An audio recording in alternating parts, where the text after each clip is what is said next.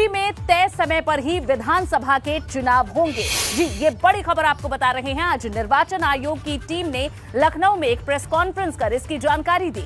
मुख्य चुनाव आयुक्त सुशील चंद्रा ने प्रेस कॉन्फ्रेंस कर कहा कि कोविड प्रोटोकॉल के तहत समय पर ही चुनाव कराए जाएंगे। राजनीतिक दलों से हमने चुनाव पर बात की और उन्होंने अपने अपने सुझाव दिए हैं। सभी दल समय पर ही चुनाव चाहते हैं। हालांकि उन्होंने ये भी कहा कि कुछ दल ज्यादा रैलियों के खिलाफ हैं।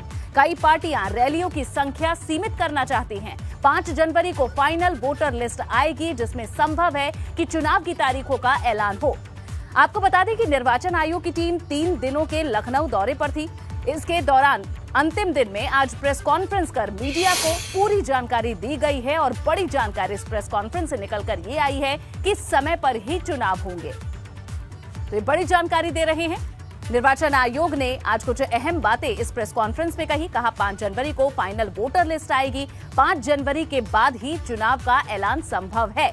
इसके अलावा यूपी में वोटर्स की संख्या तकरीबन 15.02 करोड़ है। यूपी में पुरुष मतदाताओं की संख्या 23.92% है। तो कुछ बड़े ऐलान भी हो चुके हैं। ज्यादा रैलियों के खिलाफ पार्टियां हैं। जो राजनीतिक दलों ने जो विभिन्न बिंदु उठाए गए थे उसके बारे में बताना चाहूँगा कि सभी राजनीतिक दलों के प्रतिनिधियों ने ये हम लोगों को बताया कि कोविड प्रोटोकॉल का पालन करते हुए समय पर चुनाव होने चाहिए। तो सबसे प्रथम सभी दलों ने without any difference of opinion सभी ने कहा कि कोविड को ध्यान में रखते हुए समय पर चुनाव कराया जाए। हम सभी लोगों ने पॉलिटिकल पार्टीज के साथ मीटिंग की और इसके अंतर्गत all India Trinamool Congress, Bahujan Samaj party, Bharatiya Janata party, CPI, CPIM, Indian national Congress, nationalist Congress party, राष्ट्रीय लोकदल और समाजवादी पार्टी के प्रतिनिधियों ने आकर आयोग से मुलाकात की और अपने विचारों, समस्याओं और सुझावों से अवगत कराया। आयोग ने उनके द्वारा बताए गए बिंदुओं का संज्ञान लिया। वहीं आज मुख्य चुनाव आयुक्त सुशील चंद्रा ने लखनऊ में मतदाता एक्सप्रेस को हरी झंडी दिखाकर रवाना किया। ये मतदाता एक्सप्रेस यूपी के 30 से ज्यादा जिलों में जाएगी और लोगों को मतदान को लेकर जागरूक करेगी। केंद्रीय चुनाव आयोग 3 दिनों के लखनऊ दौरे पर है। आज दौरे का आखिरी दिन और आज जो मुख्य चुनाव आयुक्त हैं सुशील चंद्रा, उन्होंने ये जो मतदाता एक्सप्रेस है इसे हरी झंडी दिखाकर यहाँ से रवाना की है। उत्तर प्रदेश के अलग अलग जिलों में ये मतदाता एक्सप्रेस जाएगी और लोगों को वोट देने के लिए जागरूक करेगी। ये भी बताएगी कि लोकतंत्र में वोट का क्या महत्व है।